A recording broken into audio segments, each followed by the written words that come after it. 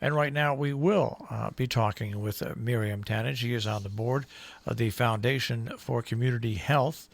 And we have a great arrangement with the Foundation for Community Health. They have become an underwriter here on Robin Hood Radio, and we're going to be scheduling many interviews over the course of the year for you to get to know better the Foundation of Community Health.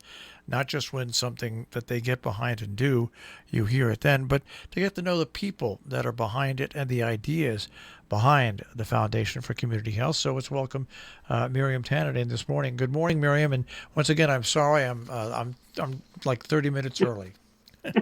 No problem. I'm glad you caught me, and I'm happy to talk to you. Always happy to talk about the foundation, too. Well, I've known about the foundation for a long time. We followed what happened with Sharon Hospital and the formation of the Foundation for Community Health with a great deal of the proceeds from that. And in the beginning, I was kind of wondering, how is this foundation going to keep going into the future? But it's amazing what the foundation has done in its short existence. And I say short existence because really the first couple of years we're setting up and being foundation. What interested you, Miriam, in becoming a board member for the foundation? Well, when I was first approached back in 2003, I was very excited. Of course, I didn't know anything about the foundation, but my roots in Sharon went back a long ways. I worked in the hospital as a nurse. That's where I started my nursing career back in 1978, which tells you how old I am, and retired now. But that was just an important part of my connection to the community. And also as a member of New York State, wanted to make sure that we were represented. At the time I was approached, I was working in the city of Poughkeepsie at Planned Parenthood, and very familiar with the needs of, the Dutchess County side. Now, when you when you worked at Planned Parenthood, you didn't just really. Eventually, you became the director of their clinical services, right? That's right. Eventually, I did, and I worked with a lot of the other not-for-profits in the area, and on the Dutchess County side.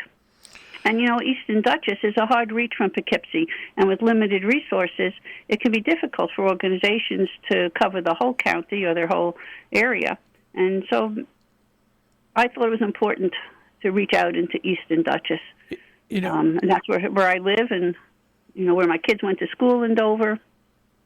So that area, both areas, Sharon and Eastern Dutchess, were important to me. So that's why I was very interested to join. What's interesting in your comments, Miriam, is that one of the latest things that the Foundation for Community Health is helping provide is that health clinic, which is going in at the Weepatuk schools. And to implement it, of course, just about everything has gone wrong with the pandemic and everything like that.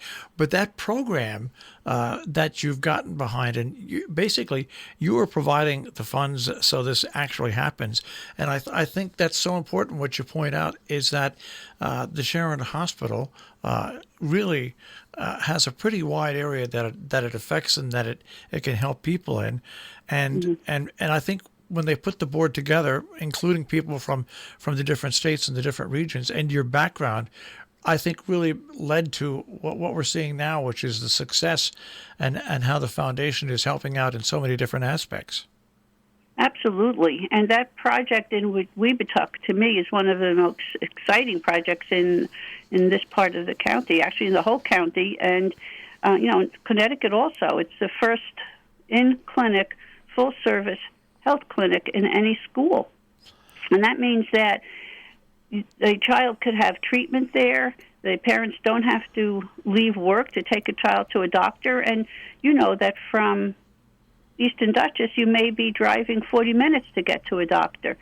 The primary care is a short supply all over the country in the rural areas. But in our area, I think many people realize that there is a problem with primary care. So if you have this in-school service, the kids could get treatment right there. If they're wheezing, if they could be diagnosed, they could have their annual physicals, and eventually they hope to add dental and behavioral health services. So very, very exciting. And we would that was a program that was initiated by the school district, and then they needed help to do the actual build-out for a place for this clinic to be in the building. We didn't put up a new building, but within the building it had to be changed so that it met all the state guidelines for an in-school clinic.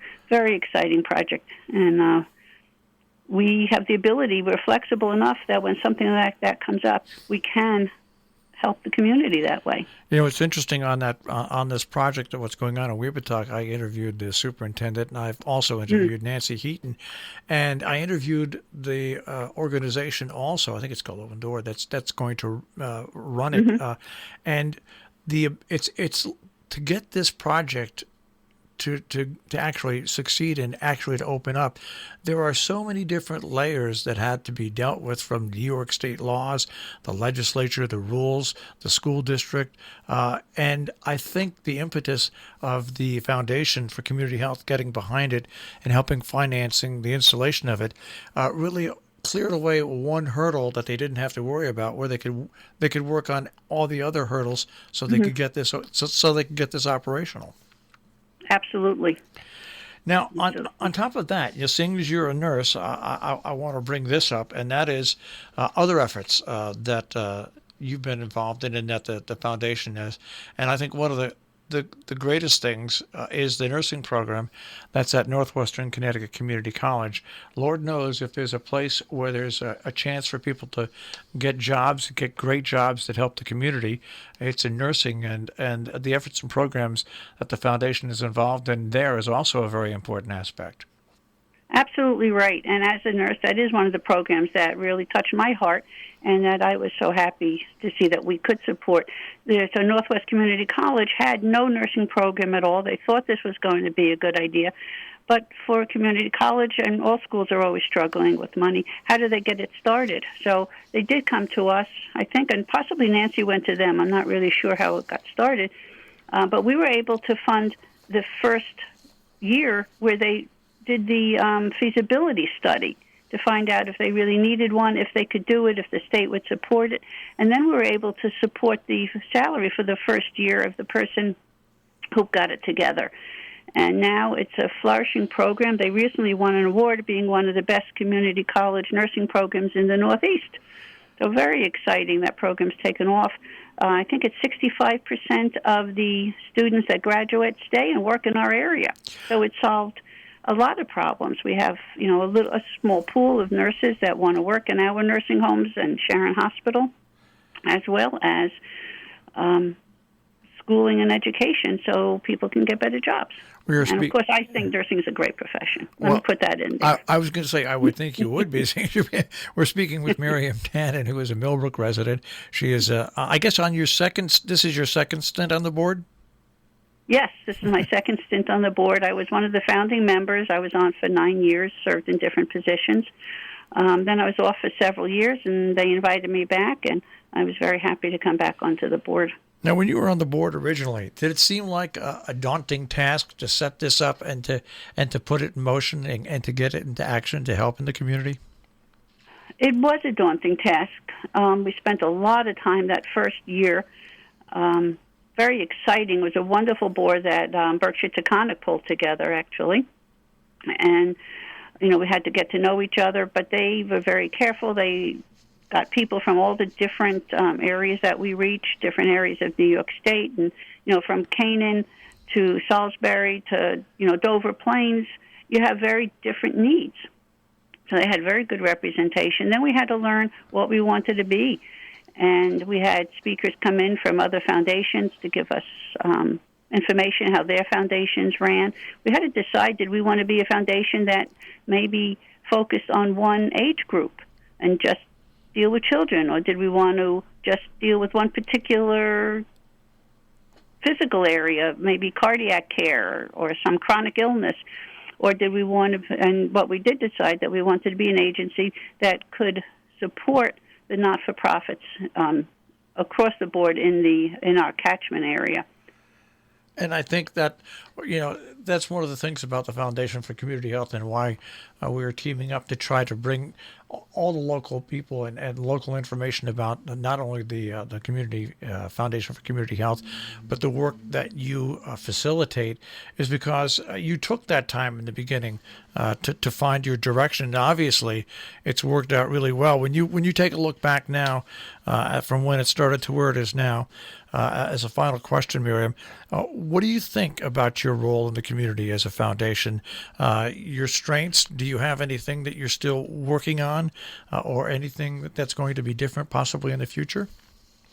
Big question. Yeah. I think we're important to the community because, well, several reasons.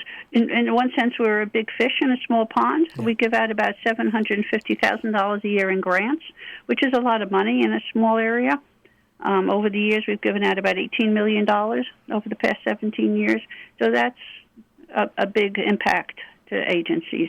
We're also small enough that we can make rapid responses. So when COVID hit, obviously there was no planning for that. We were able to respond to food pantries, to libraries, to whatever agencies could apply for rapid grants online. So I think that even though people may not know us directly, the not-for-profits in the area have known us very, very well. So I'm glad you're doing this so that the public can see also what we do. Well, it's so important. I think one of the things you just pointed out is for most people, and we're a nonprofit, okay? We've got our board, and I know lots of people with small nonprofits at large. Normally, it's a very cumbersome, and it can be a slow-moving thing to get things done. I think one of the main things that you have done now that you're established is you just pointed it out. You are very nimble and quick to respond to things that come up out of nowhere, and that's very hard to plan in the nonprofit community. Mm-hmm. That's true. Many of our most exciting programs, like the Weebutuck School or the nursing program, did come up sort of out of the blue. They meet our mission. Obviously, we have to stay within our mission. But we can, and I think a lot of that has to do with Nancy Heaton, our CEO, executive director, who has been very involved with the community. She knows the people, she knows the players, and she can help people develop their programs. We don't just say, here's an RFP, tell us what you want to do, and if we don't like it, we don't fund you. We work with the funders, we're the funder, and we work with the agencies, to develop the programs if they need it. So I think that's been part of our success also. Oh, Miriam, it takes a lot to be involved in the board of a nonprofit, especially one with the dedicated mission that you have. We thank all the people that do that. We thank you for being involved in even a second stint here with the Foundation for Community Health. And, of course, if people want more information, they can find foundationforcommunityhealth.org on the web. Miriam, thanks for joining us a little early this morning on my part. My pleasure. All right, have a great day, Miriam. Thank you. Bye. All right, that is the Foundation for Community Health, foundationforcommunityhealth.org.